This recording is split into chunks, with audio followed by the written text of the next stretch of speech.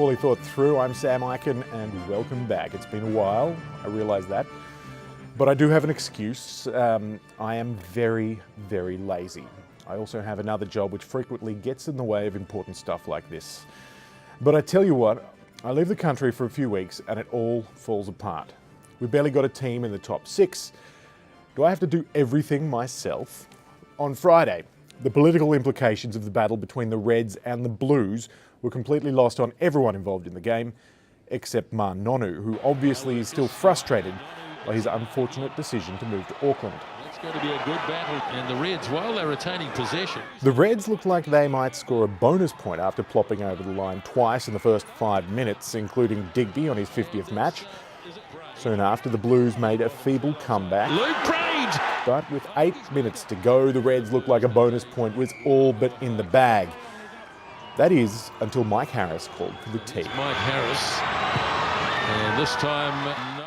What an idiot. Remember, 7 points is always going to be more than 3. Now don't start telling me that a win is a win, unless you care where you are on the ladder, unlike the Blues, who are right down the bottom. Now, while we're talking about teams that sit right down the bottom of the table, the Lions hosted the Brumbies in Joburg.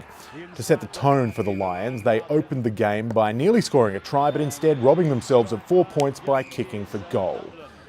From then on, the Brumbies dominated. Well, they've gone for the line of a step on the inside, and Spate gets the try. Missed tackle from Hollenbach, the quick hands, very simple. I don't know what he just said. I think it was Dothraki. Anyway, where are we? Yes, the Brumbies still dominating. Tamani, and popping it up, super stretch by Kusia, beautiful pickup, bonus point try. Worked out there, and they ripped the ball around Jean-Sia to Spate who gets over. And then Butch James got himself sent to the sin bin. Penalty lines. So 21.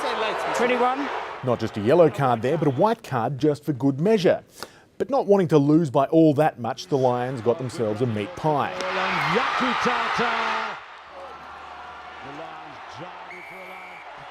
They should so play with 14 men all the time, or at least without Butch James. Next it was the Canes and the Chiefs, or should I say, the Chefs. It went like this. Smith got pinged and then smashed. Get the ball away, impeded by Andre. Then the Chiefs steamrolled over for their 7th win on the trot. Straight through! In Perth, the rain was sheeting down and the ball was like a piece of wet soap. But like they say in jail, you should never drop the soap. Oh, bit of push and shove. Get in there, Cano, you're 2 metres away. Some other stuff happened that wasn't worth mentioning and the Force lost. In South Africa, punches were thrown. That guy's English though, so it wouldn't have hurt much. Then the Highlanders had to weather the attack with 2 men in the bin. Unable to capitalise, the Cheetahs turned to prayer. It didn't work. It turns out a Cheetahs win was not what God had intended. So they turned to the good old-fashioned dummy spit To really get behind this man. as they blew a big lead to lose to the Highlanders. And finally, we saw the Waratahs host the Crusaders, and as usual, Rocky Elsom proved far too important a player to risk running him on. The Tars thought they were doing pretty well early on. This time he's going to score! What a try for the Waratahs! They weren't. Throw-in!